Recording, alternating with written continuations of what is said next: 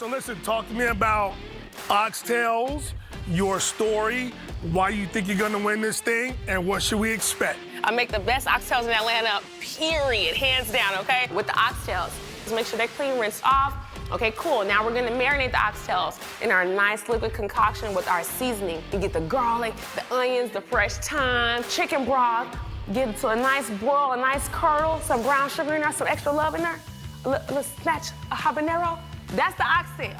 So what makes you think your oxtails are, say, better than my mama's? I had plenty of oxtails in my day.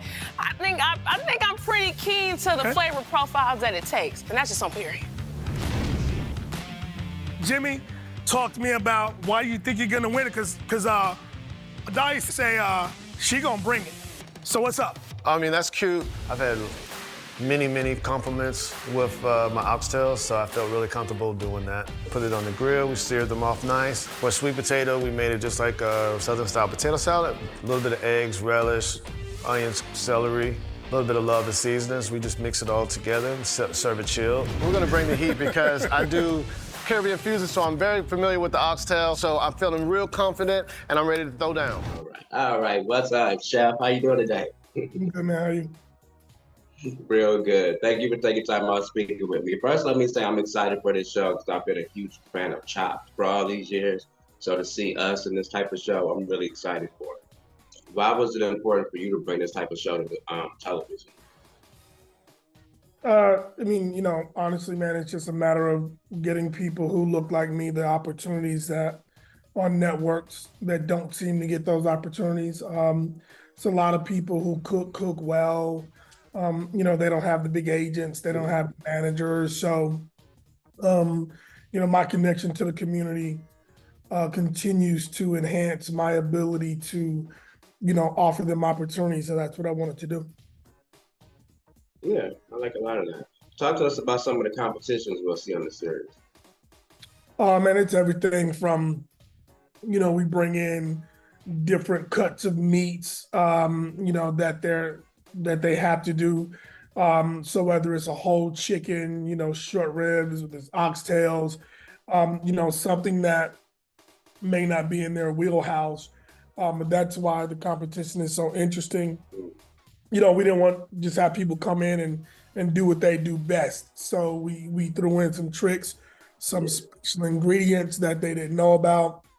So, you know, as they're going through the show, you know, I would introduce, you know, whether it's a spice or whether it's, you know, a wine or a drink that they had to infuse. So, you know, it's a really good project, man. It was important to me, as everything I do is important to me. And to see it all come to fruition for them is exciting. Yeah, I like that. You kind of said some of it with this answer, but barbecue, that's like just in our culture as a whole. Being that the summer's here, what's some tips you would give to some barbecuers to make it a little bit better? I mean, tips, man. It's you know, if you on the grill, you know, the way I grew up is make sure it tastes right. You know, don't burn the outside. Make sure the inside is cooked right. Low and slow is my method. I like that. That's the best one, as long as it's done. Tell us about working with AspireTV, your relationship with them. How's that experience feel like? You know, Aspire, great, man. It starts at the top. You know, I've been working with Aspire, God, it's got to be at least 5 years. You know, we started with Butter and Brown. You know, I was the EP on that show. We've done Garvin Live. We've done a show called City Eats 2 seasons, and now we're doing Hustle, Sizzle and Smoke. It's great, man. It's you know, they're a wonderful group. They give us what we need to get the shows made, and you know, for me, it is still just giving, you know, people the opportunity. You know, I'm allowed to. I think Chief Culinary Content Officer is my title, but you know, it allows me to write shows and send them ideas. And for me, I've been doing that a long time. Most people don't know about it because I don't talk about it, but I do a lot of writing of shows, that stuff that we work on. So I love them, man. They're a great group. Yeah, I like that. Great relationship. Tell people why they need to tune in to Hustle, Sizzle, and Smoke Thursdays on AspireTV. Because if they watch Food Network and Cooking Channel, now they can support their own. It's a good show. We didn't just end up at Aspire. It's where we wanted to be. I don't pitch my shows anywhere else. They need to support the show because, there's a lot of people with goals and dreams, man, and these TV shows are a great platform, and they don't work if people don't support them, right? You gotta support these shows in ways that are not just about entertainment. Life is bigger than that. These are real caterers, real food truck people. These are people who own little restaurants, and I'm an OG now, man. I'm 40 years in the business. I got nothing to prove. For me, it's all about giving them that opportunity, and it just doesn't work if we don't support the shows. I mean, you said it yourself. You like Chopped, right? So I would expect for you and your friends to support this show the same way, because if it doesn't have legs, it won't grow. All right, Jimmy and crew, talk to me about where you're going. So right now we've just finished our red pepper crema. Red pepper crema? Yeah, we're gonna serve that with the oxtail empanadas. Okay. Also, we got the chimichurri working over here. Let's check on these. These are looking pretty good, so they're almost done. So we're gonna put those in the crock pot and have them braised, and then we're gonna pull these things. So you're gonna pull them off the bone? Pull them off the bone, yes, sir. Okay, any marinade on those? Yes, I use my house blend, my jerk seasoning, so I rub that on there. And then, Dry rub or dry wet rub. rub? We do a dry rub. Okay. Yeah. All right. So then all these ingredients are for? This is for the potato salad that we're also gonna make. So you can't do barbecue without a potato salad. Okay. So it's gonna be a twist. It's gonna be sweet potato salad. Potato salad. Versus white potato salad. How do you feel about where you are? Are you good? Are you behind? Are you ahead? What's up? I think we're coasting right now. I'm glad I got my right hand over here, so I think we're good. All right. All right, man, I'll be back in a little while. Appreciate you checking on us. Thank you. And then how did you first get into culinary? You cut out and you said, how did I get into it?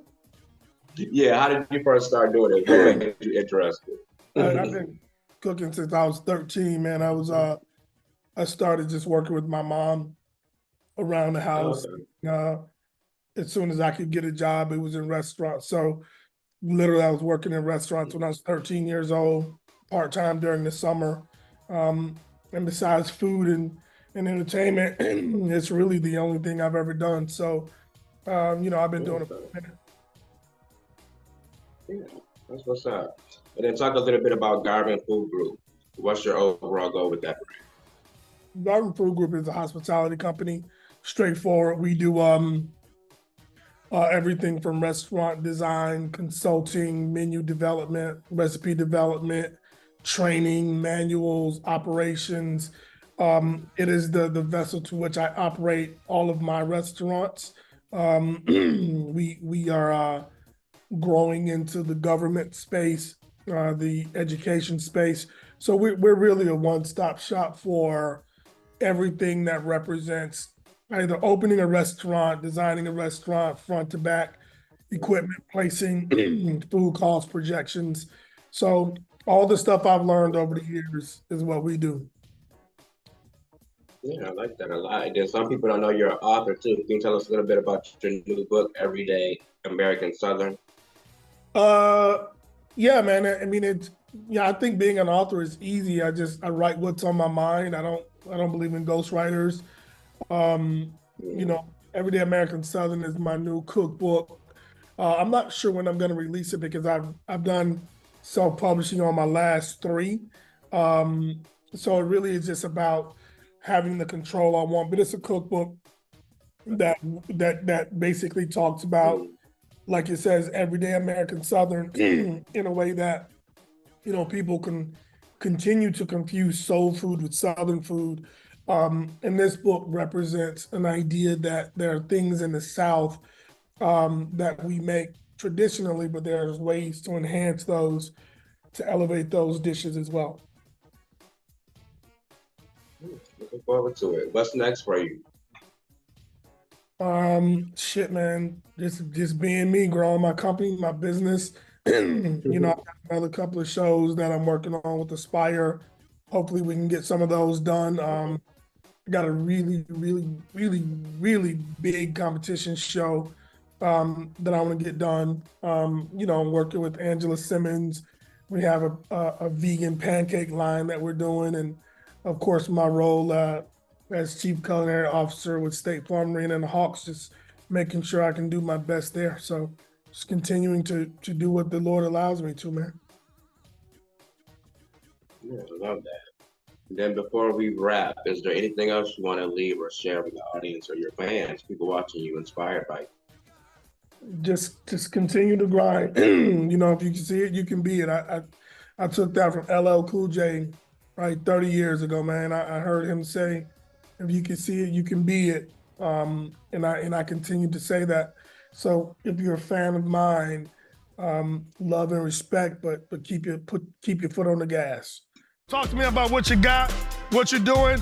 Now, I thought this was some sweet tea. This is not sweet tea. No, this is my special marinade that goes on my meats. Your marinade? Yes. Okay, what's in it? I can't tell you what's in it, but I can How tell come I you. didn't know that was happening? See, I can tell you it's a whole lot of love. Right. Okay. And some garlic, I'll give you that much. Okay, some love and garlic. Okay. Garlic. So what's your plan? I see you have some bacon cooking over there, Yes. but you better turn that off before that Yes. oil gets smoking hot. Yes. Talk to me about the chicken. So you got it marinated. What's Yes. next? My chicken is marinated. You know, I don't smoke it, I grill it. Okay. You know, get a nice sear on each end, nice grill marks. You know, we're gonna have some southern cabbage with the bacon. Okay. Always better with bacon. Right. I'm gonna do y'all some southern cornbread as well, and everything I prepared is cooked Southern cornbread? with a lot of love. The main ingredient in my food is love. Nothing that I do, like even with my meats, I don't just season it and throw it on the grill. You know, I marinate it, you have to put love into it. That's what my mom and grandma always taught me, you know. If you season your food, anybody could season it and make it taste good, but you got to put your all into it, you know.